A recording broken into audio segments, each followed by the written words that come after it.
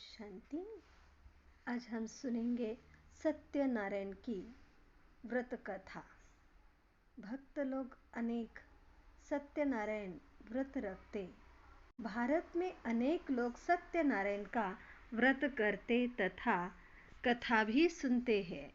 सत्यनारायण व्रत कथा में लिखा है कि सत्यनारायण का व्रत दुख और अशांति को शांत करने वाला, धन धान्य को बढ़ाने वाला, सौभाग्य को देने वाला तथा सब जगह विजय प्राप्त कराने वाला है। इस व्रत कथा के करने से मनुष्य सब दुखों से छूट जाता है और इस लोक में सुख से जीवन व्यतीत करते हुए अंत में मुक्ति की तथा वैकुंठ में देवपद की प्राप्ति कर लेता है। इसको पृथ्वी पर जब मनुष्य करेंगे तब पृथ्वी से दुख अवश्य ही नष्ट हो जाएंगे। इस कथा में सभी मनोरथों को सिद्ध होना, सभी इच्छाओं के पूर्ण होने की बात लिखी है। लेकिन क्या इसमें सत्य के परिचय का, श्री नारायण की जीवन कहानी का या उत्तम व्रत का वर्णन है? अगर देखा जाए तो इस व्रत अथवा कथा का जो बड़ा इतना महात्म्य लिखा है, उसको पढ़कर तो हरेक मनुष्य चाहेगा कि वह भी व्रत करे तथा कथा सुने, क्योंकि सुख और शांति, मुक्ति और जीवन मुक्ति, विजय और सौभाग्य और धन धान्य की प्राप्ति तो हर कोई चाहता ही है।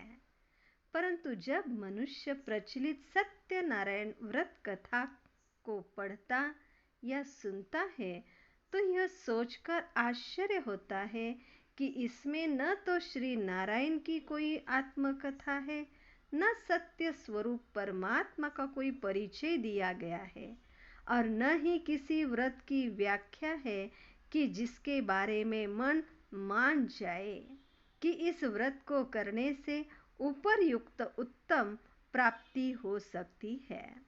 बल्कि इसमें तो केवल व्रत की ही कथा है, अर्थात केवल यही लिखा है कि अमुक अमुक ने इस व्रत को किया तो उसे धन धान्य, मुक्ति और वैकुंठ पद की प्राप्ति हुई। इस व्रत को करने का संकल्प भी नहीं लिया या व्रत का प्रसाद नहीं लिया तो वे विपत्ति या दुख में पड़ गए। उदाहरण के तौर पर इसमें सबसे पहली कथा तो यह है कि काशीपुरी में शतानंद नाम वाला एक अत्यंत निर्धन ब्राह्मण था, जो कि भीख मांगने पर भी भीख से पीड़ित रहता था। भगवान उसके सम्मुख एक बूढ़े ब्राह्मण के रूप में आए और उन्होंने उसे सत्यनारायण व्रत करने के लिए कहा। उस व्रत को करने से उसे धन संपत्ति तथा सुख का लाभ हुआ। वह उसे हर मास करने लगा और अंत में उसे मुक्ति की प्राप्ति हुई।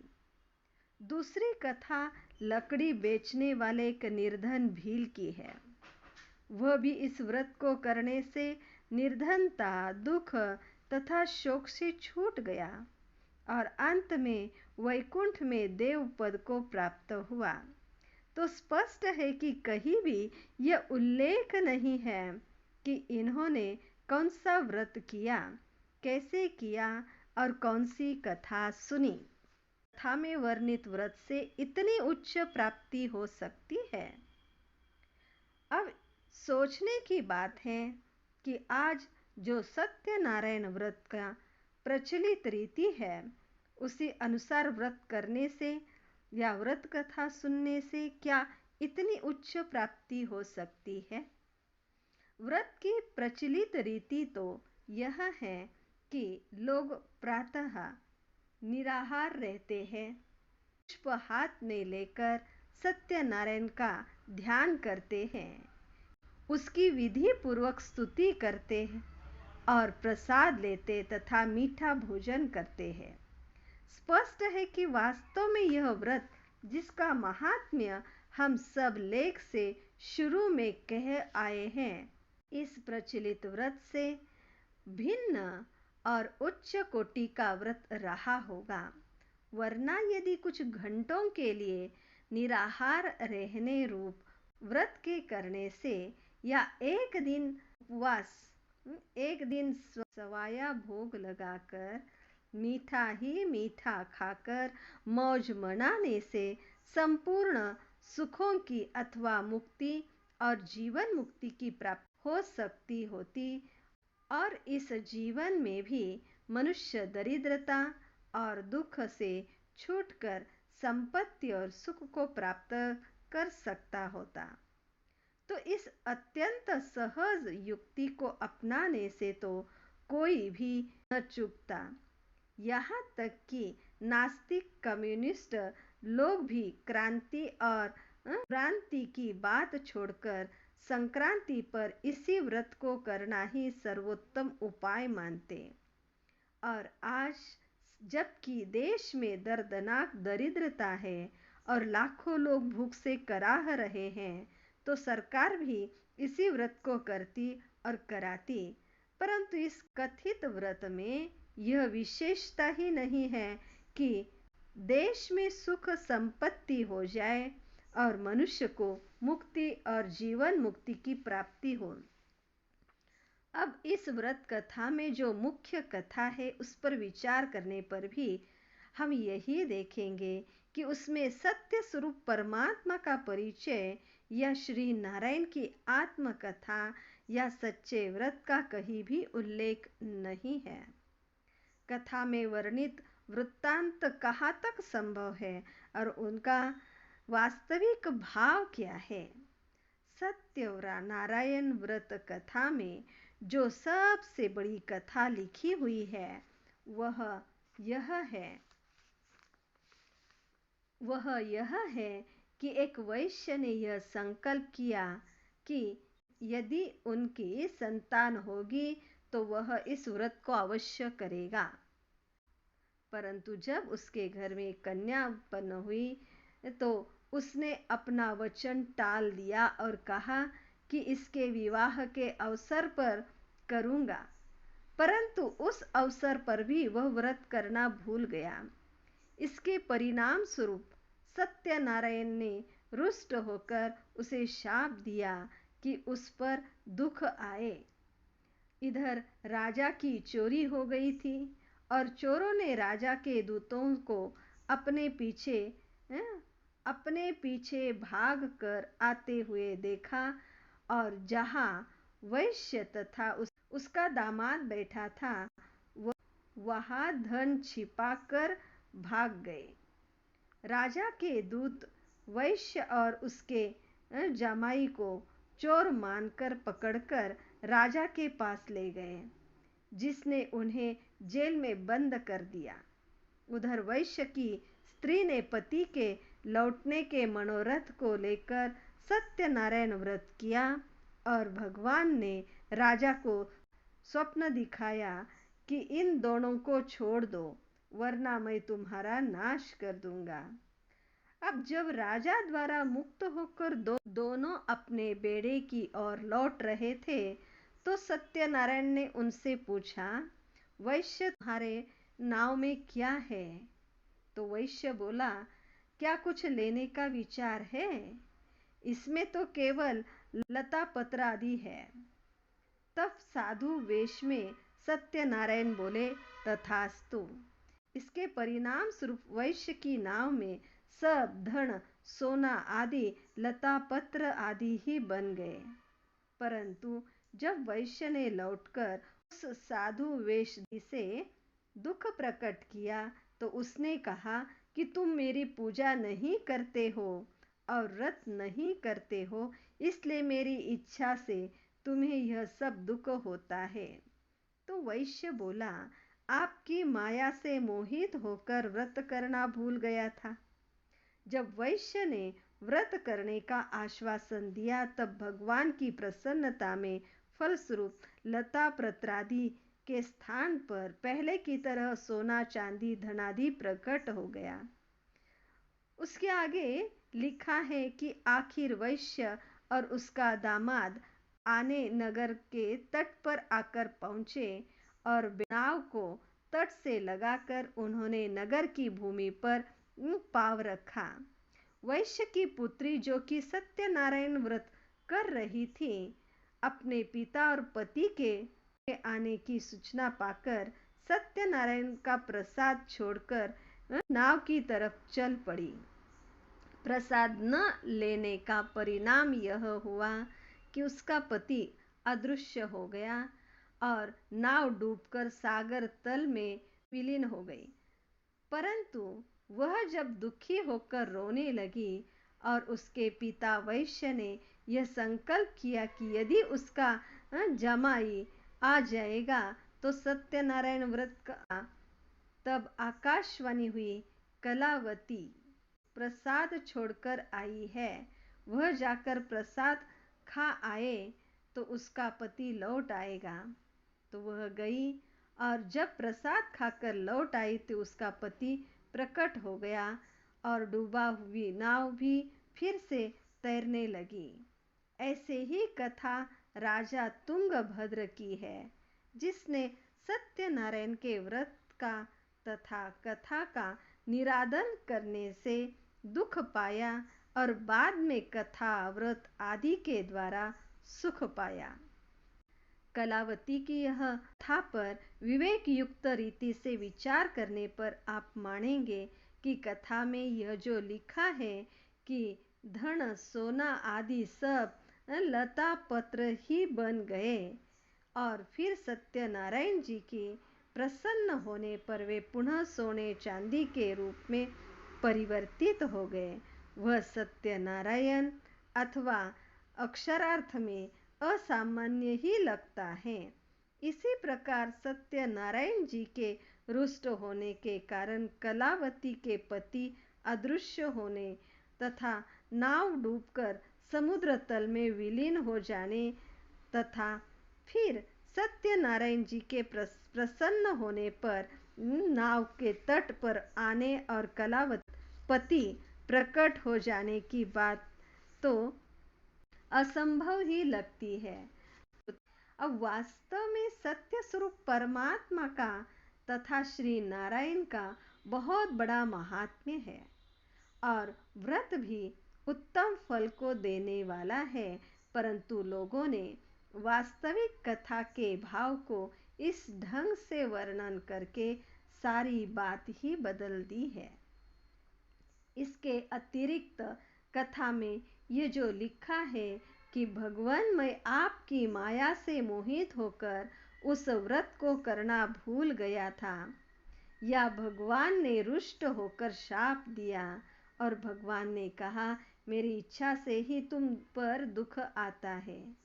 ऐसे वास्तव में यह सब उल्लेख भगवान श्री नारायण के स्वरूप या स्वभाव के तो विरुद्ध है। भगवान तो सदा आनंद स्वरूप और सर्वहितकारी है, वह कभी किसी को शाप या दुख नहीं देते हैं, वह तो सुख शांति के दाता और कल्याणकारी है। दुखी तो मनुष्य अपने ही बुरे कर्मों के कारण होता है। पुनश्च भगवान तो मायातीत है, उन्हें माया कदापि लेश मात्र भी स्पर्श नहीं कर सकती। अतः यह कहना कि भगवान की माया से हम मोहित होते हैं बिल्कुल अनर्थकारी है। इसके अतिरिक्त कथा में दंडी साधु के रूप में भगवान का आना और वैश्य को शाप देकर नदी तट पर जाकर बैठ जाना आदि आदि भी कुछ ऐसे उल्लेख हैं कि भगवान के स्वरूप और अवतरण की रीति नीति आदि के विरुद्ध है और वास्तव में भगवान के महात्म्य को बढ़ाने वाले नहीं है। भगवान का जन्म और उनके कर्तव्य तो दिव्य है और दिव्यता का अर्थ यह नहीं कि वह इस प्रकार दंडी साधु का रूप धारण करके एक आदमी के पीछे पड़कर उसे शाप देकर फिर नदी तट पर जाकर बैठ जाए और फिर उसके आने तथा दुख प्रकट करने पर कहते कि मेरी इच्छा से तुम्हें दुख हुआ। क्योंकि तुम मेरी पूजा नहीं करते। अब वास्तविक व्रत और उसका वास्तविक भाव क्या है, समझे। पहले सुनी हुए विचार से इस निर्णय पर पहुंचना स्वाभाविक है कि वास्तव में यह व्रत, जो कि भगवान ने वृद्ध ब्राह्मण के रूप में आकर करने के लिए कहा था और जिसका इतना उच्च महात्म्य है, कोई और ही व्रत कथा और भगवान के इस कथन का भाव भी और ही था। पहले तो आप यह देखिए कि यहाँ कहा गया है कि यह कथा नैमिषारण्य तीर्थ में सुनाई गई थी। ये नैमिषारण्य सीतापुर जिले में है, परंतु यदि आध्यात्मिक दृष्टिकोण से देखा जाए तो इस प्रसंग में मन ही नैमिषारण्य है, क्योंकि निमेष अर्थात पलक झपकने जितनी देर में जहाँ आत्मा का अनुभव हो जाए वही नैमिष तीर्थ है। अरण्य वन को कहते हैं। जब हम मन को निर्जन वन के समान बना देते हैं, अर्थात किसी भी मनुष्य या देहधारी को याद करने की बजाय परमात्मा की ही स्मृति में स्थित हो जाते हैं, तो भ्रुकुटी रूपी कुटी में बैठकर आत्मा का स्वरूप अनुभव होता है। अब तनिक तीर्थ शब्द की ओर भी ध्यान देने की आवश्यकता है। तीर्थ तारने को कहते हैं। तीर्थ किसी वन में या जलाशय के स्थान पर होने को ही नहीं कहते, बल्कि दिव्य गुणों की धारणा तथा पवित्रता ही सच्चा तीर्थ है। स्वयं स्कंद पुराण, जिसमें सत्यनारायण व्रत कथा मिलती है, वे काशी खंड में कहा है कि सत्य, क्षमा, दया, इंद्रिय निग्रह, मधुर वचन, संतोष आदि सभी तीर्थ है। अतः मन रूपी वन में इन दिव्य गुणों की धारणा करके एक टिक बैठना ही नैमिषारण्य में व्रत कथा के लिए तैयार होना है। अब यह भी समझने की बात है कि व्रत का क्या अर्थ है। वास्तव में किसी भी नियम या दिव्य गुण को धारण करके उसे अपनाए रहने के लिए दृढ़ संकल्प किए रहना ही व्रत लेना है। इस दृष्टिकोण से ब्रह्मचर्य तथा इंद्रिय निग्रह ही सर्वोत्तम तीर्थ तथा सर्वोत्तम व्रत है। स्वयं स्कंद पुराण, जिसमें यह कथा है, उसमें यह कहा है, परंतु लोग इस प्रकार के वर्ण, तीर्थ और व्रत पर तो ध्यान ही नहीं देते, तब वह न श्री नारायण बनने की सत्य कथा सुनने के न पात्र ही बनते और न ही उस कथा का कथित फल प्राप्त कर सकते। आज जबकि एक साधारण वृद्ध ब्राह्मण के तन में दिव्य प्रवेश करके सत्य स्वरूप परमात्मा शिव ने हमें फिर नर से श्री नारायण बनने की सच्ची कथा सुनाई है, तो हम जान सकते हैं कि वह व्रत कौन सा है और वह सत्य कथा कौन सी है। जैसे कि पहले कहा गया है कि वास्तव में यह व्रत है ब्रह्मचर्य अथवा संपूर्ण पवित्रता का व्रत। भगवान कुछ घड़ियों के लिए है निराहार रहने की आज्ञा नहीं देते, बल्कि कलयुग के अंत और सतयुग आदि के बीच के जो संगम समय है, उस थोड़े से काल में निर्विकार जीवन व्यतीत करने की आज्ञा देते हैं। आज मनुष्य ने काम, क्रोध आदि विकारों को आत्मा का आहार मान रखा है। भगवान कहते हैं कि विकारों रूपी आहार को छोड़ना ही सच्चा सर्वोत्तम व्रत है। वह निर्विकार जीवन व्यतीत करने की आज्ञा देते हैं।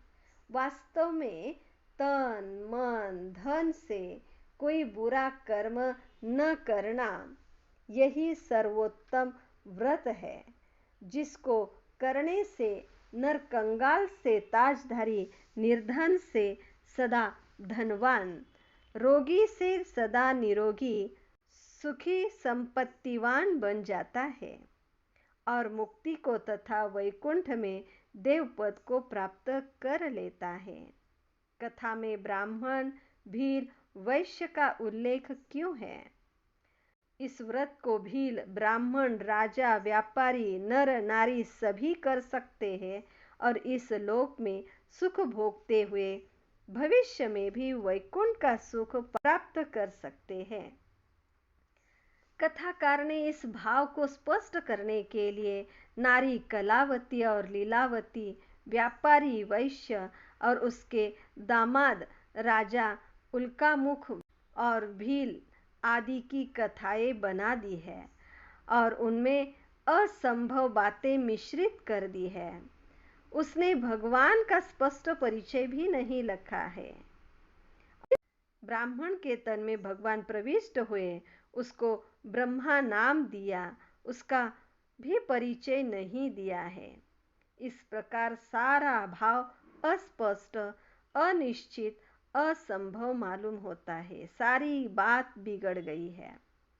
भगवान कहते हैं कि जो नर नारी निर्विकार जीवन व्यतीत करने रूपी व्रत को धारण करेंगे, वे धन धान्य से संपन्न हो जाएंगे और संसार रूपी सागर से उनका जीवन रूपी बेड़ा तर जाएगा। और जो इस व्रत को नहीं करेंगे, उनका जीवन रूपी बेड़ा शोक सागर में डूब जाएगा।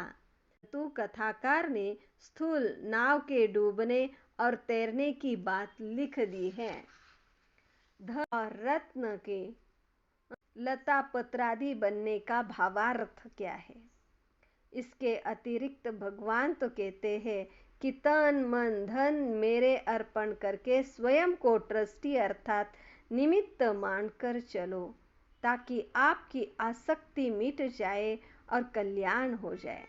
अब जो लोग ब्राह्मण श्रेष्ठ ब्रह्मा के मानवी तन में प्रविष्ट भगवान के इन महावाक्यों से यह अर्थ लेते हैं कि शायद भगवान को उनसे कुछ लेने की इच्छा है, तो वे भगवान से अपना धन धान्य छिपाते हैं। वे यह नहीं समझते कि भगवान तो धन संपत्ति आदि के दाता है, वह हमारा लेकर क्या करेंगे। तो जो इस प्रकार भगवान के अर्पणमय न होकर उसको भी मांगने वाला समझते हैं, तो उसका इस विश्व में कल्याण नहीं होता, क्योंकि उनकी मोह ममता नहीं मिटती।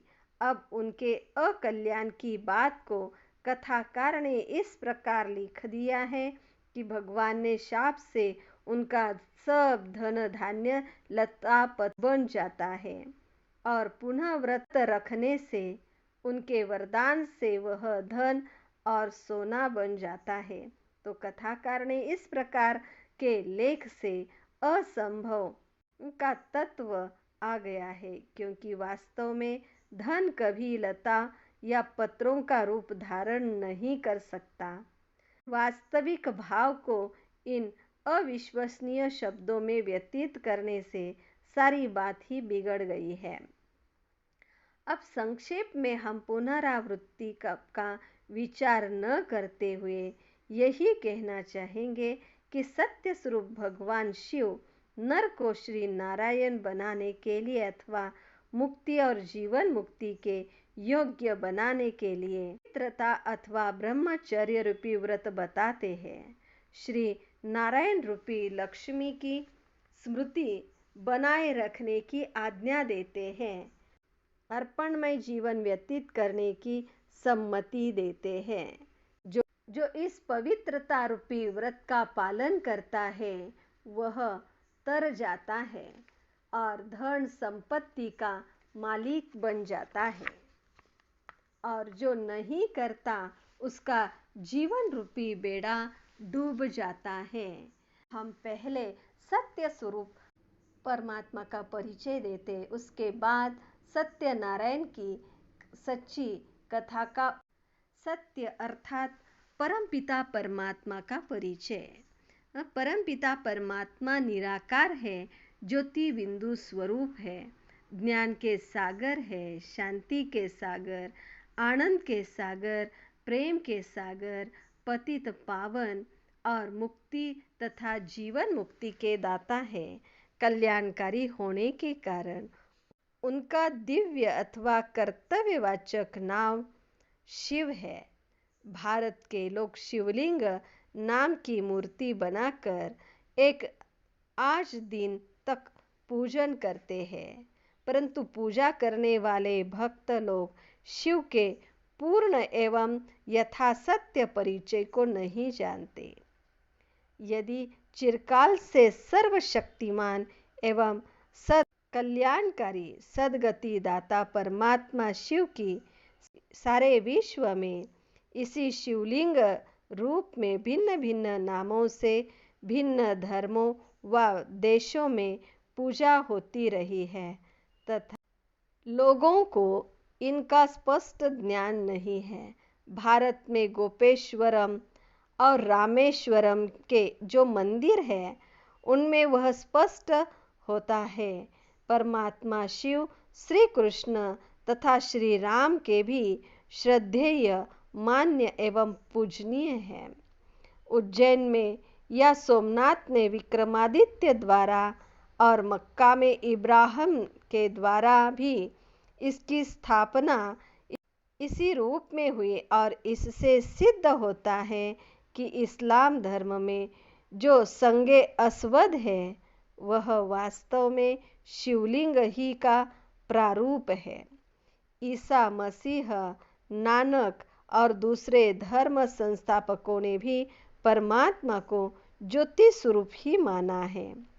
परमात्मा के जितने भी भिन्न भिन्न नाम हैं वे सब उनके कर्तव्यों से संबंधित है। उदाहरण के तौर पर परमात्मा सारे जगत का व सभी आत्माओं का कल्याण करते हैं, इसलिए उन्हें हम शिव नाम से याद करते हैं। परमात्मा हम आत्माओं की 84 जन्मों की कहानी और इस सृष्टि के आदि मध्य अंत का रहस्य सुनाते हैं। अमर कथा सुनाने वाला होने के कारण परमात्मा को हम अमरनाथ कहते हैं। ज्ञान रूपी सोमरस पिलाने वाला होने के कारण सोमनाथ कहते तथा मनुष्य सृष्टि का रचयिता होने के कारण विश्वेश्वर नाथ भी कहते हैं और कालों के काल होने के कारण उनका नाम महाकालेश्वर भी है। हम सभी आत्माओं का पिता होने के नाते उनको परम पिता परमात्मा गॉड द फादर कहा जाता है और सर्वोच्च होने के कारण अल्लाह भी कहते हैं। परमात्मा शिव अमर कथा सुनाने के लिए व पतित एवं भ्रष्टाचारी दुनिया को श्रेष्ठाचारी व पावन बनाने के लिए एक बूढ़े अनुभवी मनुष्य के शरीर का आधार लेते हैं और उसके मुख द्वारा सारे शास्त्रों का सार सुनाते हैं, जिसे हम भगवान का गीत अथवा भगवत गीता भी कहते हैं। वह मनुष्य प्रजापिता ब्रह्मा कहलाता है। परमपिता परमात्मा शिव व प्रजापिता ब्रह्मा दोनों का दिव्य जन्म भारत में ही होता है, इसलिए भारत में ही शिव का सबसे अधिक गायन है और भारत का ही सारे विश्व में गायन होता है। प्रजापिता ब्रह्मा द्वारा जो अमर कथा या सत्यनारायण की कथा परमपिता परमात्मा सुनाते हैं उसे अब वह पुनः सुना रहे हैं। अब हम उसका स्पष्टीकरण करेंगे। सत्यनारायण की सच्ची कथा। तो परमपिता परमात्मा शिव ने जो सत्यनारायण की कथा सुनाई, कथा हम अभी सुनेंगे।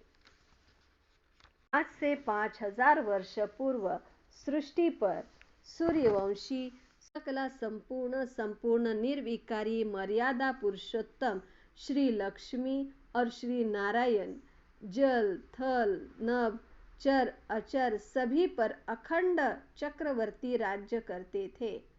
उस समय सृष्टि में संपूर्ण सुख और शांति थी।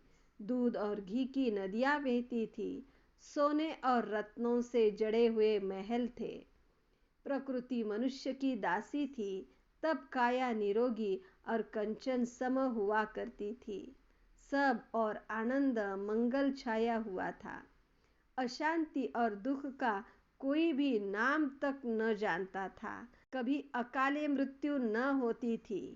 अपनी इच्छा के अनुसार सभी प्राणी अपना पुराना शरीर रूपी चोला बदलते थे। उस समय काम, क्रोध, लोभ, मोह, अहंकार, आलस्य आदि तनिक भी न थे। सभी जन्म ही से महात्मा थे। यह देश देवस्थान था। सभी निर्विकारी और पूर्णतः पवित्र आत्माएं थी। श्री लक्ष्मी और श्री नारायण के राज्य के सुख और शांति को भोगने के लिए परम धाम से अर्थात मुक्ति की अवस्था से इस सृष्टि में अपनी अपनी स्थिति के अनुसार अपने अपने समय पर आकर साकार हुई। इस सृष्टि में उन पवित्र आत्माओं की सुख शांति संपन्न अवस्था को सप्रधान अवस्था अथवा जीवन मुक्ति कहा जाता है। तब जन्म भी योग बल से होता था। उस समय सृष्टि में बस एक ही सत्य धर्म था, देवी देवता धर्म कहते हैं। एक देव भाषा ही का प्रचलन था। उस समय हर एक चीज में सत्व था। राजा और प्रजा दोनों ही सुख शांति और प्रेम से परिपूर्ण थे। गोया सभी दो ताजधारी प्रभा मंडल और स्वर्ण मुकुट से युक्त थे। तब सभी को सब कुछ प्राप्त था, इसलिए वहां इच्छा या तृष्णा नहीं थी। वो कहावत है कि देवताओं के खजाने में किसी भी चीज की कमी नहीं थी। जल, अग्नि, वायु, पृथ्वी, जीव जंतु कोई भी कष्ट नहीं देते थे। तब कोई भी दैत्य, राक्षस या असुर भी नहीं था। सभी एक देवता वर्ण ही के थे। तब कोई पूजा के स्थान या शास्त्र आदि भी नहीं थे, बल्कि सभी पूजनीय अवस्था वाले साक्षात देवी या देवता थे। लड़ाई बिल्कुल नहीं होती थी, इसलिए न सेना थी, न अस्त्र शस्त्र ही थे, न ही रोग थे, न औषधालय ही थे। क्योंकि मनुष्य के जीवन में न तनाव था, न पर्यावरण प्रदूषण था, न खाने की वस्तुओं में मिलावट थी और न लोग स्वास्थ्य के नियमों का उल्लंघन करते थे। अतः लोग दीर्घजीवी थे। उनकी आयु 150 वर्ष थी। तब न मुकदमे थे, न न्यायालयों की जरूरत थी, न कोई निर्धन न या कंगाल भ्रष्टाचारी था, न हड़तालें न पड़तालें ही होती थी, बल्कि सभी श्रेष्ठाचारी थे। रानी और महाराजा जनता के माता पिता के समान व्यवहार करते थे। शासन दंड के भय से नहीं, बल्कि स्वाभाविक स्नेह पर आधारित था। कहावत है, तब शेर और गाय एक घाट पर पानी पीते थे। उन देवी देवताओं के पवित्र होने के कारण ही उनके परिचय में उन्हें कमल हस्त, कमल नेत्र, कमल मुख आदि विशेषणों से युक्त किया जाता है। जीवन में कभी रोग, दुख या संकट न होने तथा अखंड पवित्रता होने से उनके मुख मंडल पर एक सात्विक आभा विराजमान थी और उनके व्यक्तित्व में विशेष आकर्षण और प्रभुत्व था तथा उससे शीतलता और दिव्यता के स्पंदन विकीर्ण होते थे। दिव्यता के स्पंदन फैलते थे। वे ऐसे मधुर और शीतल स्वभाव वाले थे कि आज लोग उनकी मूर्तियों के सामने बैठकर उनकी पार्थिव प्रतिमाओं से भी शांति का अनुभव करते तथा धन धान्य की इच्छा करते हैं। सतयुग के देवी देवताओं को सूर्यवंशी कहा जाता है और उनमें आत्मा का तेज संपूर्ण कला को प्राप्त था, अर्थात उनकी पवित्रता 16 कला थी।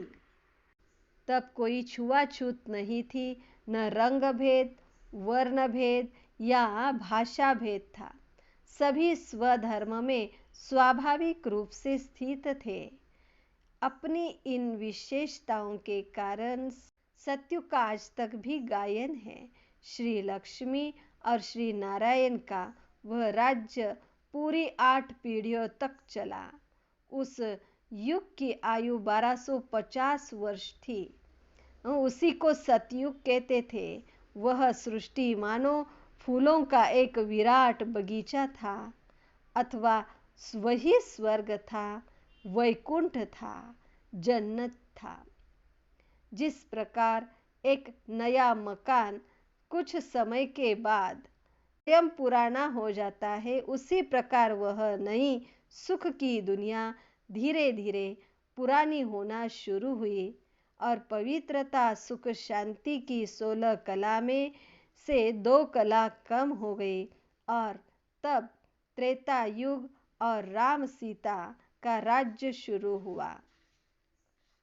यथा राजा तथा प्रजा की युक्ति अनुसार उस समय भी सृष्टि पर सर्व सुख व पूर्ण शांति व स्वराज्य था।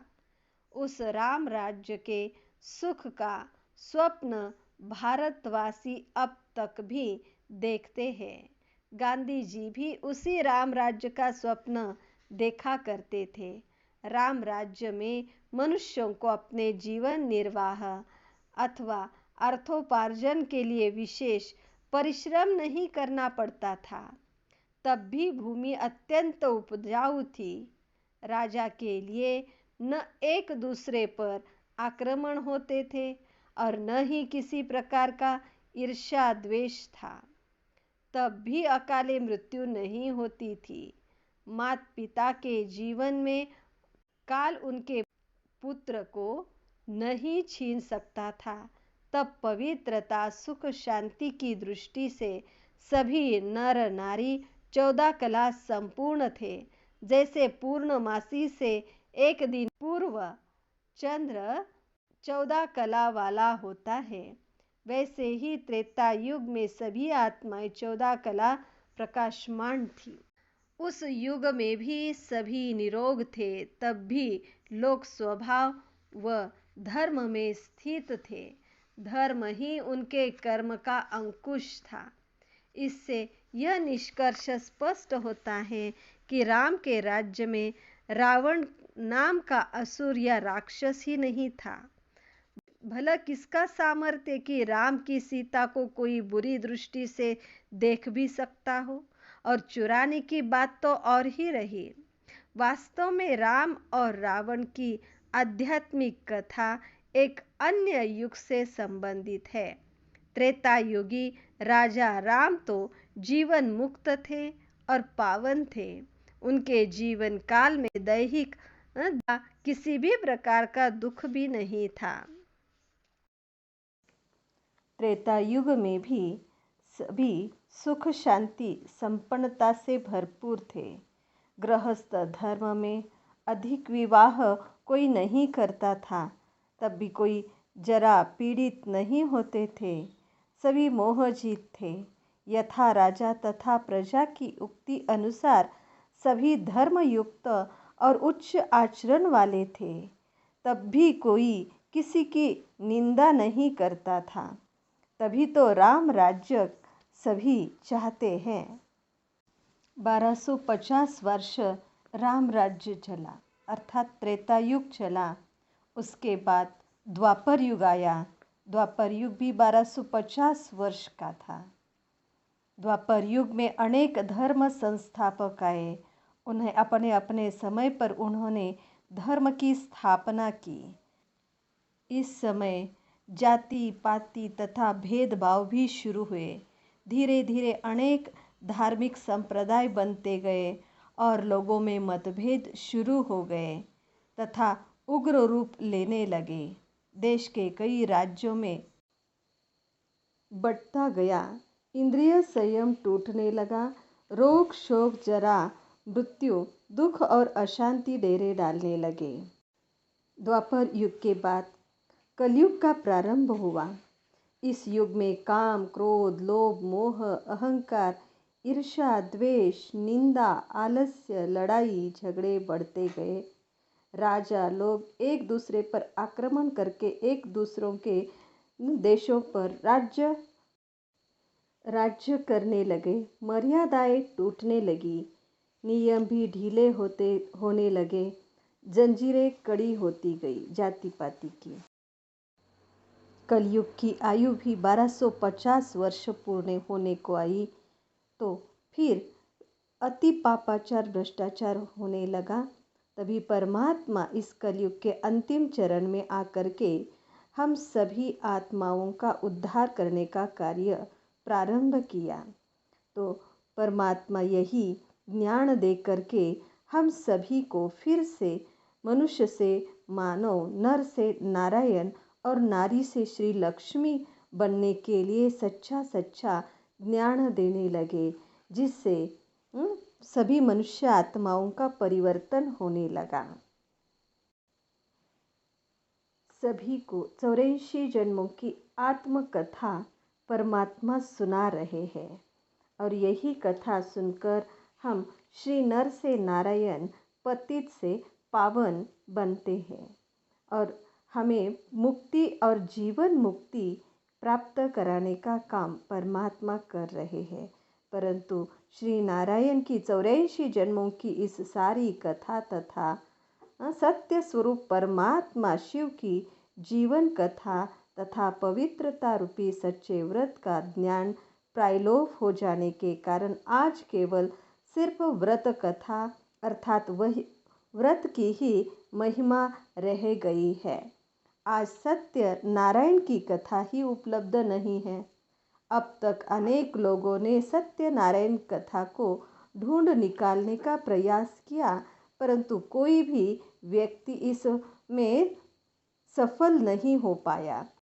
परमात्मा पुनः इस सृष्टि पर आकर के हम सभी मनुष्य आत्माओं को नर से श्री नारायण और नारी से श्री लक्ष्मी बनाने का कर्तव्य कर रहे हैं और इसी के लिए ही परमात्मा हम सभी मनुष्य आत्माओं को राज्यों की शिक्षा देकर हमें पावन बनाने का कर्तव्य कर रहे हैं। तो आइए चले हम पतित से पावन बने, सर्वगुण संपन्न 16 कला संपूर्ण नर से श्री नारायण बने और नारी से श्री लक्ष्मी बने। यही सच्चा व्रत करने के लिए परमात्मा जो सुनाते हैं उनके श्रीमत अनुसार चलने का प्रयास करें। यही सभी को सत्यनारायण का रहस्य परमात्मा सुना रहे हैं जो आप सभी को सुनाया। अच्छा, ओम शांति।